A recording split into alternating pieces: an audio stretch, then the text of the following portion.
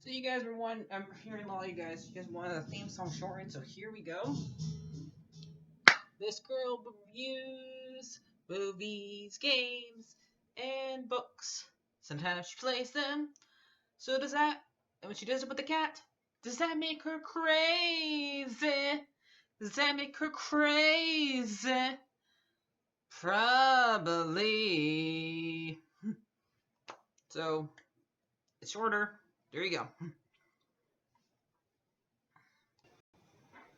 Crazy Cat Lady Gamer Reviewer or Martha Butler does not own any trailers or pictures.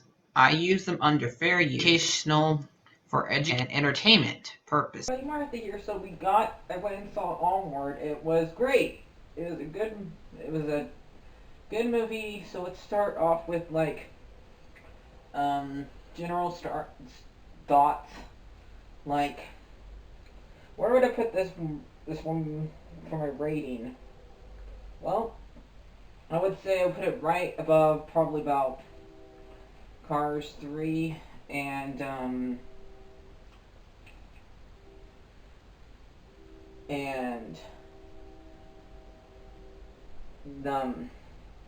put right above Cars 3. So that's where I put it, and it has a lot of like heartful moments in it. But and let's get this out of the way before I get talking about spoilers.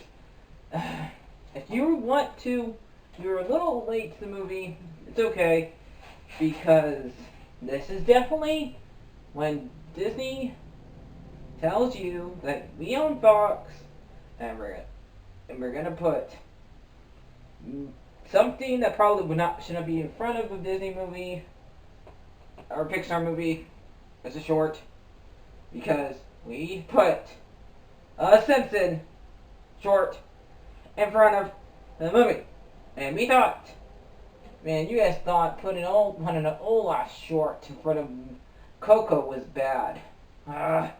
This one was definitely worse, even though that one was not as long. Thank God. But the fact that they had like Maggie and another baby fall in love with each other, and Maggie was pretending to have a breakup in the middle of it, having a depression of it, or breakup in the middle of it, or something like that. The fact that because she couldn't get Homeward to go and see him because he couldn't take her to the skate park. Whose idea was to put an adult cartoon for a kid's cartoon? Whose idea was it? You should be fired. But anyway, we get that out of the way. I decided I'm going to give this movie a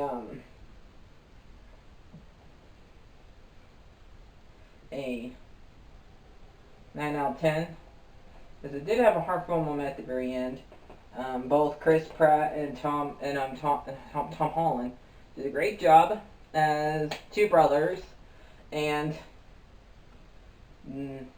both of them had a great time with the new version of Bernie. Now, if you don't know what I'm talking about, Bernie was Weekend at Bernie's was an old movie back when two guys had to keep people from thinking a dead body was alive. And so this kind of reminds you of that, because the fact they had to keep on they went on a venture with a half alive body. And it kind of reminded me of Weekend at Bernie's, and the fact that the guy was kind of the upper part that he used was dressed up as Bernie, minus the mustache. But yeah, and so let's get started with spoilers. Now we got that little joke out of the way that probably a lot of you guys don't know what I'm talking about, because that movie's old. So yeah. So spoiler time. Sully! Yeah, kitty! Well, he'll do his later. Anyway, So, like a long time ago, they say he gives an oath for a pause, and it's stale. So, like they say, so what do I like about this movie? The spoilers.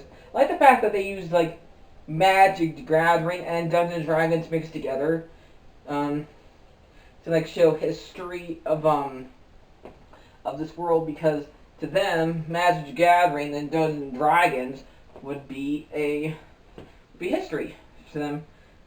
For us, a game. I never played neither one, but I do know that both of them are games to us. So I played Dragon's Lair, and they made a Dragon Lair's joke in this at the very beginning, and um, only one I can think of that's a modern magic thing that's kind of more magic is that Netflix show, but they have made a bunch of other ones apparently. Well, I know they kind of had to, so they would have climates at the end of the movie, but they didn't really need to do the whole other thing with Kari and the mom at all, because they had their climates, but they did not need to do that. They could have had it just where Ian and Bernie and their dad were able to have a journey together, get the upper half of his body, and have both where they both meet, or meet him instead of just one saying goodbye to them. So, because they had to find this Phoenix crystal in order to make the upper half appear, because Ian messed up doing the spell, because he did not have it was all by accident, because you have to be gifted to use the magic, and you can't. And I don't like that his older brother did not like get mad at him at all. The fact that his younger brother, the one who didn't really care for magic and all this stuff, gets to be the one who gets to do the magic. Unlike him, he's the one who's all into the magic, knows all the spells by using Magic the Gathering cards and Dungeons and Dragons stuff and stuff like that. And so we also have a discount Chuck E. Cheese here, where the Manticore is. So yeah. So that's what Corey is. She's a Manticore, and they have to go and like get Phoenix Diamond so they can get the upper half of their dad, and because then we got the lower half. So, and what I like about another joke I like about this one was the Guinevere joke. Guinevere was people don't know is King Arthur's girlfriend, so that's kind of funny that Bernie named his car after that, and it's a van. So that's a messed up van and has a bunch of tickets because he does never fix it. So, and Ian wants to learn a bunch of things from his dad. They have a bunch of things with his dad before his dad dies. Again, he wants to play catch, have a laugh, do driving lessons, tell his dad his life story, and have a do a hug and stuff like that. And he's very shy, so he doesn't really think that what happens. So he keeps on scratching off while not counting it, because his older brother keeps on screwing up by saying we have to take this more dangerous path, and it turns out he's actually right. That they had to go to get Phoenix Diamond by using the Raven Point by following the beak. And really, there's not really a bad guy in this at all. I mean, yeah, there's obstacles, like them getting chased by cops. Also, the dad, also the stepdad, is also chasing after them. But all of them are just really doing their job because they're cops. So I don't really count people doing their jobs being bad guys, and I don't really count what they face as a dragon at the very end, a bad guy, because that was not even a real dragon. It was a piece of the school. So there's not really a bad guy in this movie at all, because it's more about the quest, not the destination. So, and I like the fact that I like the fact that he sacrifices Guinevere when Ian's not able to do the lightning spell. Kind of like the spells that they had to learn. The fact that he had to learn a levitation spell first, kind of like a certain boy with glasses. And lightning bulb had to learn. That was his first spell that he had to learn. But I wonder what Harry would think about that. The fact that Disney stole from them as their first spell. And the fact that you even use the same joke. The fact that they had to he had a hard time saying the spell, just like Ron did. So that was pretty hilarious. And you had like put some gut and heart into it. So yeah. And let me see. I kind of like the dad was had to make a bunch of feel his feet around in order to see if his sons were there or not, and he had a different thing for each one, and stuff like that, and they were able to. And I like the dance part that they had, especially when they were falling to the point and they had to do the cube, and run from the cube, and the whole entire thing when they're on the river.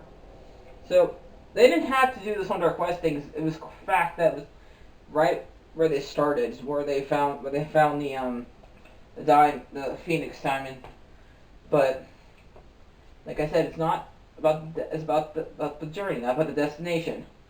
The fact that the older brother was protecting the thing where the diamond was at. So the whole entire time from the cops and the people and the demolishers from destroying the bridge, destroying the thing that had the diamond in it. So yeah, and the heartfelt moment was when how the older brother got to say goodbye to the dad, because he never got to say goodbye to him because he was too scared. Sounds like something else that Chris Pratt had to do earlier, but wasn't really him. It was his younger self that did it. If you guys watched Guardians of the Galaxy when the mom died.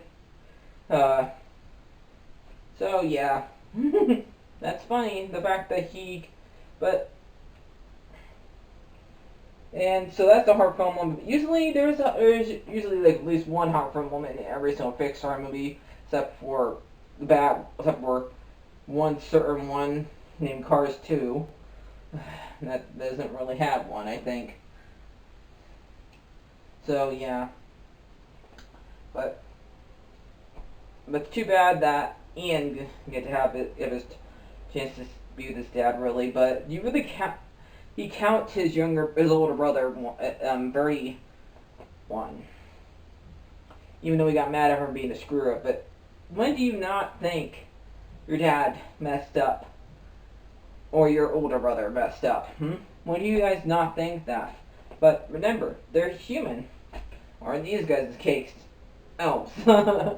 So, yeah.